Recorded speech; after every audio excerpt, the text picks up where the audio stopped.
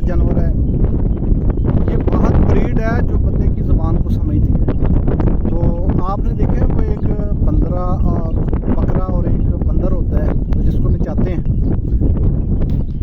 तो वो बातें समझ रहा होता है। ये वही जानवर हैं जो बातें समझते हैं। अभी मैंने सिर्फ एक आवाज़ लगाई है तो वो आ गए।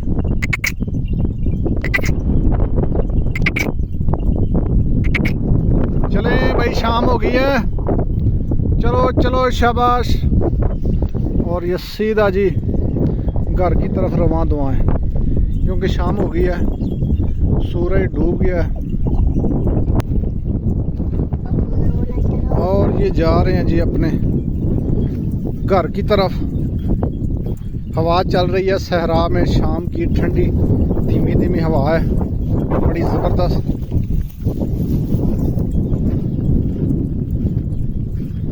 तो ये होते हैं जी जानवर।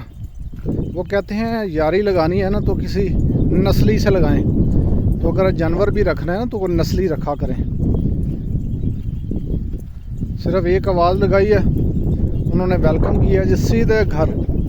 इनको रोकने की, टोकने की, कहीं से भाई इधर नहीं जाना, इधर बस कान में बात बतानी है, तो उन्होंने सेम उसी के ऊपर पूरा प्रैक्टिकल करना है। कोई तंग करने वाला ये जानवर नहीं है। बकरियां आपने भी रखी हैं, वो कहते हैं जी बकरी जो है ये बहुत तंग करती है, जहाँ से रोके वहाँ भाग के जाती है। जबकि हमें यहाँ पे जो जानवर अल्लाह पाक ने दिए ये पूरी ज़बान समझते हैं इंशाअल्लाह। तो आपने भी अगर ब्रीड पालनी है ना तो इस ब्रीड के ऊपर काम करें।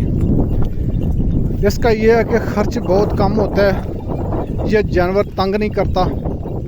और उसके अलावा ये देखें आवाज़ लगाई है और ये अपने आ गए हैं जी घर। वो सामने इनका बाड़ा है, अभी ये उसमें जाएंगे।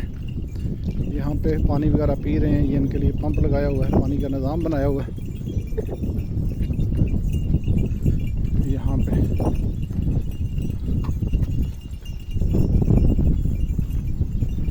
देखें जी माशाल्लाह, बस जानवरों को देखें और माशाल्लाह ज़रूर पढ़ें।